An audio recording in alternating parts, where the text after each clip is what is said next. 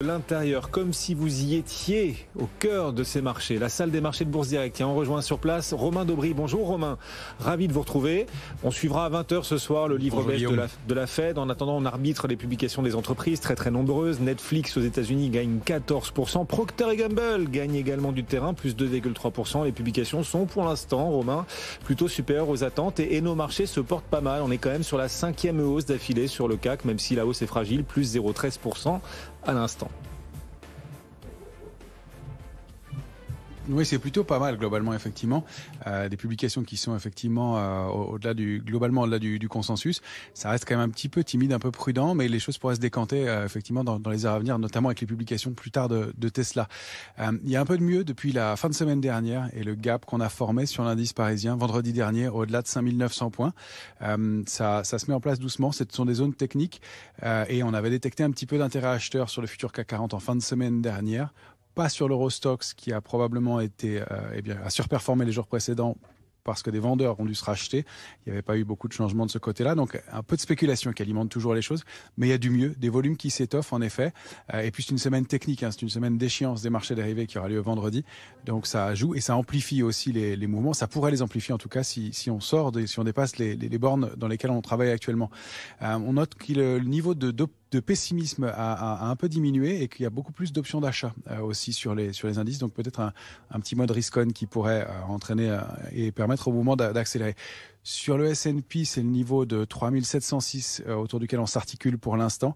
En bas, c'est 3639, le premier niveau d'alerte. Et si on arrive à déborder, à se réinstaller au-delà de 3810, on validerait un mouvement haussier un peu plus marqué, un peu plus intéressant, avec peut-être une dizaine de pourcents à prendre.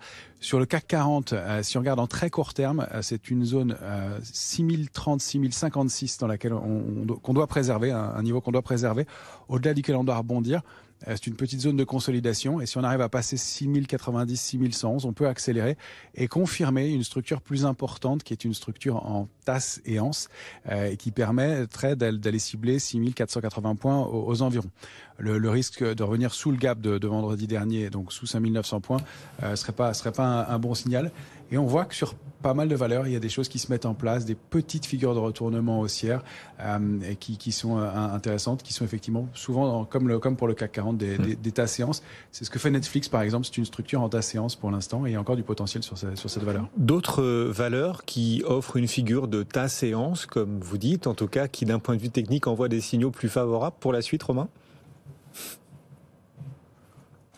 Oui, il y a des valeurs fortes. Alors sur l'indice parisien, on est rentré sur Publicis, qui est une valeur forte depuis quelque temps, qui a confirmé avec ses publications d'hier.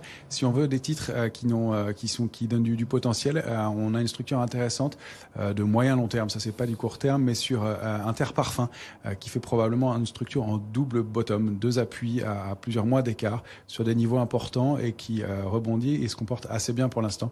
Ça fait partie des titres qu'on surveille. On a repris du risque nous aussi, mais on reste assez vigilant dans un marché dont on sait que les réactions peuvent être brutales. On le voit avec Sartorius Stedim, qui fait pourtant une croissance, mais une croissance un peu moins forte qu'attendue.